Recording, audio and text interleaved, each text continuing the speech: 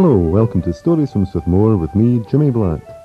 Now, Strathmore is full of talented people, and quite a number of them are to be found in the Blairgowrie Rattray Pipe Band.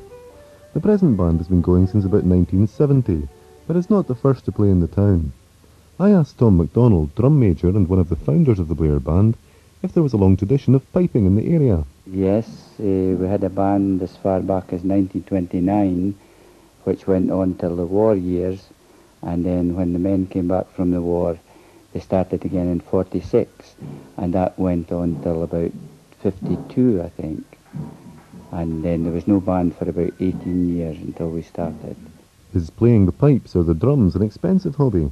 It can be, yes. Well, the band supplies the drums, but pipers, mostly they all want to have their own pipes, and you can buy pipes from £400 up till £6,000. One or two of our pipers in the band have silver-mounted expensive sets of pipes.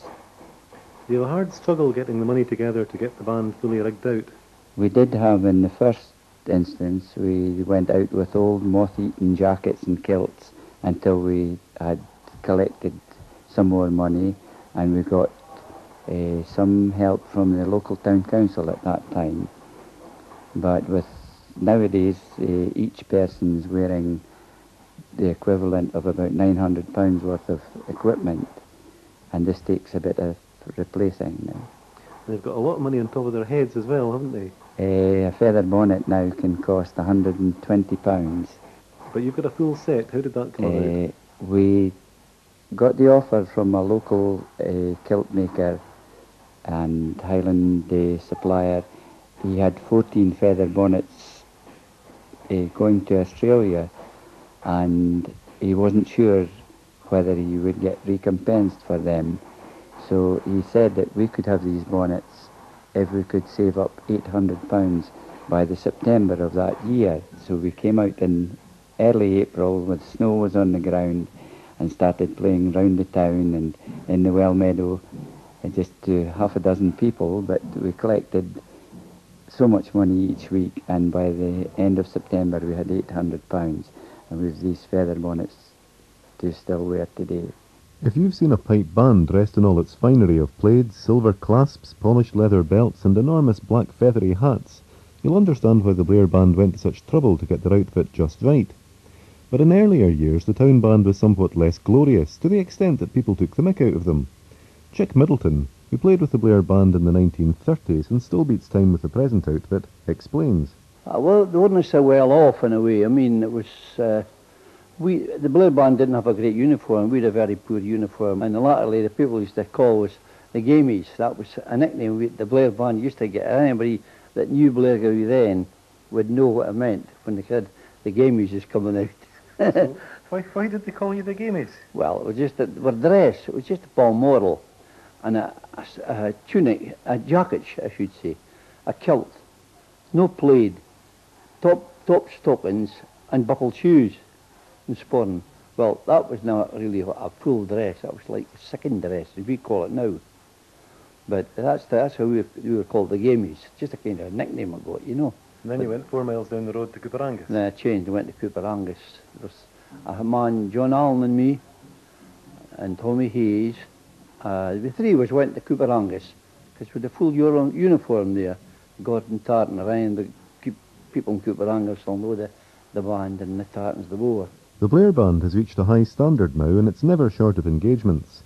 Whereabouts do they play? It used to be in the beginning, we just played down the town and in the well meadow, and maybe the local shows, Ailith Show, Strathartle, Highland Games, things like that. But now there's such a demand that we're invited to play at Hopetoun House at Edinburgh, Gleneagles, Scone Palace, and we get invited once a year to play along with the British Legion bands on the Esplanade in Edinburgh Castle. That must be quite a thrill for the pipers. It is. They look forward to this every year. It's a hard day. You practice all day for this, but you feel very proud marching through the drawbridge that night. Edinburgh Castle, that's a bit grander than Chick's bands in the old days. We used to go and play at the different places, like service was along at Meagle playing at a house there with the servicemen being entertained there, and used to go to Muirton football pitch. Used to go to Stanley, Dunkeld, round about maybe a Saturday afternoon playing and back at night. Aye. And did you led the St Johnstone team of the 30s on No, the we field? never led it. No, we never did that. We just played it before we started playing. We played at half time, and the procedure was we went around with a sheet, two pheasant cry and a sheet, and they threw the pennies into the sheet from the grandstand into the sheet. You see, and it was collected. That's the way they used to collect. I don't know what they do now, but that's the way they used to collect it. I visited the band on Learner's Night. Let's just take a peek into one or two of their rooms.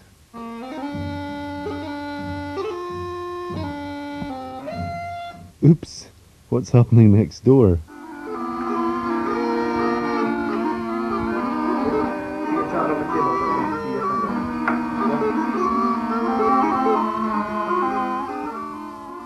Oh, I'd forgotten just how noisy 10 people playing the chanter all at once can be. But what's that noise in the corridor?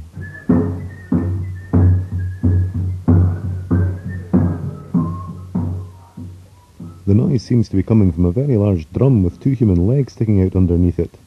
The legs turned out to belong to a young man of the name of... Conduff Conduff, how long have you been playing? for 3 to 4 months. 3 to 4 months. And Yeah. what's the name of that instrument you're playing? A very large drum. A bass drum. Where do you come from? Aoth. I caught a couple of the other learners at their tea break. The first was called... Vicky Kemp, And what are you playing? the side drum. Side drum. Are you good at it? Well, I'm just learning just now. Play any other musical instrument? No, but I used to play, I still play the tenor drum. I'm in the band for that, and now I'm learning the side. And why do you want to play the drums? I just like it. What's your name? Jacqueline Reeves. Jacqueline Reeves. Where do you come from? Just here, up in that way. And why do you want to learn to play the drums? Because when I was younger, I always went behind the pipe band and started playing with them. And are you a good drummer? I'm just learning. Learning. It'll be good soon. Probably the worst thing a drummer can do is let go of his stick. Tommy and Chick both have their stick-flinging stories to tell. We had a very good tenor drummer at one time, but he had been in Australia and had a bad accident and had a steel plate put in his head. And of course he would get dressed every Saturday and go out early and a couple of pints of beer. So by the time he got to the band, he was fairly swinging. So we would be playing away, and all of a sudden the tenor stick would go out of his hand and go flying over the grass in the well meadow. Some youngsters would dash across and get it, pick it up and hand it back to him. And he would start playing again, and within a few minutes the same thing happened again. So a local notorious hotel keeper said to his pal standing next to him, "That's the first pipe band that I've known that ever needed fielders." We were playing at Blair Rattray once, and with the march up the avenue, and it was a huge marquee, and with the going here, it was full of Americans and tourists, and there was a big platform in the centre, and we were playing there. And we was just starting to play, and we was getting on fine, and one of my sticks let go and went away right up in the audience. And it is standing, kid on with one stick, knock away with one stick, till somebody managed to flounder about among the people and found the stick, and they had to wait till it finished before they got a hold of it. Pipe bands are like any team sports. One of the best things about them is the company, and the Blair Band is no exception. It's a cheery crowd, it's like one big family, you know. All we know one another, but it's quite nice. Aye. There's a good spirit in the band. There's a good spirit. You get things now and again, but 10 arguments now and again, but that's nothing. I mean, you'll get that in any band. But on the whole, it's just like one big family, I think, in a way. And everybody knows everybody, you know. It's quite good. Just to show how proficient the learners are becoming, I asked Jackie, Graham and Vicky, led by Tom MacDonald the drum major, to demonstrate. They rattled out Scotland the Brave for me on the table.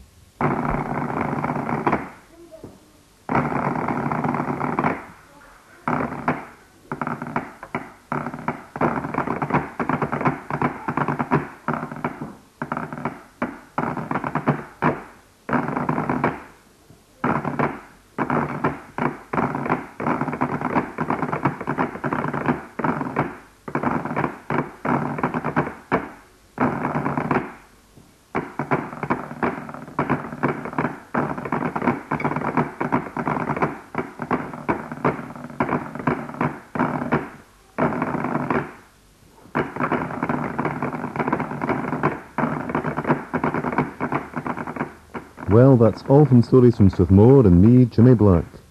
Next week's episode will be about one of Strathmore's most celebrated dance band leaders, the great Adam Rennie. Until then, cheerio!